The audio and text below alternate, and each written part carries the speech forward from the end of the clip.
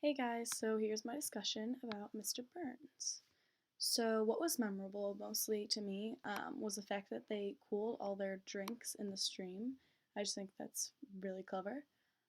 Also, what was really memorable is that 7 years after the apocalypse, there was no more Diet Coke. I just think that's really crazy because Coke is so popular and you literally see it everywhere you go. Um, Three themes that I thought that I saw were first of all repetition. Obviously, The Simpsons is in every act, and also there's a play within a play.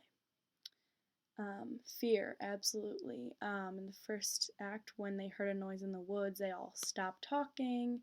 They used their lights to look and try and figure out what was going on. They're constantly worried if they're far enough away from the nuclear plants. They're always armed, and obviously, Maria gets shot, so that's pretty concerning.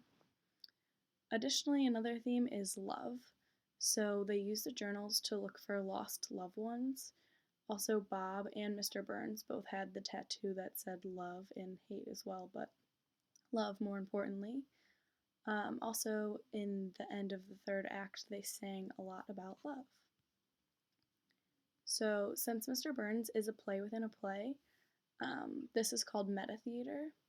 So, three characteristics of meta theater. Obviously, there is a play within a play, and it really reinforces what's going on. It makes it seem more real. Um, so, Act 3 is related to Acts 1 and 2.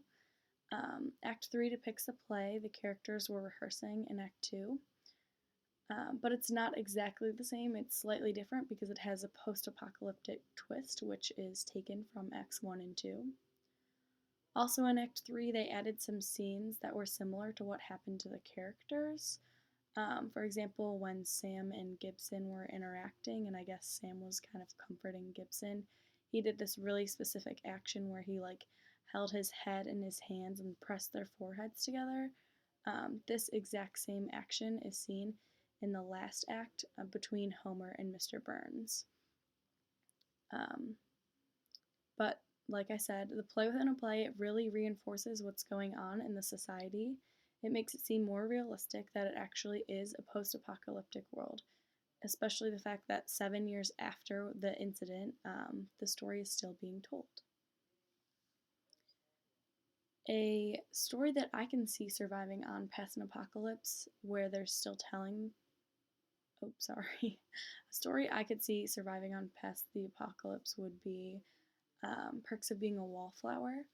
So it's a really highly debated story. It poses questions about alcohol, drugs, sexuality, and friendships. I just think it would be meaningful in a later world because it shows real issues that teens had to face, and hopefully these issues are devolved or dissolved in the new world, just so they don't have to run into the same incidents, and it's just less things to worry about. Some questions I have for you guys is what exactly caused the apocalypse? It never really came out and said, so you kind of have to infer it. So I was just curious as to what you guys were thinking. Um, Also, in the post apocalyptic world, they decided to use The Simpsons for a lot of their shows in their troupe. So, why do you think it was important that they were choosing these humorous pieces? And that's all I have.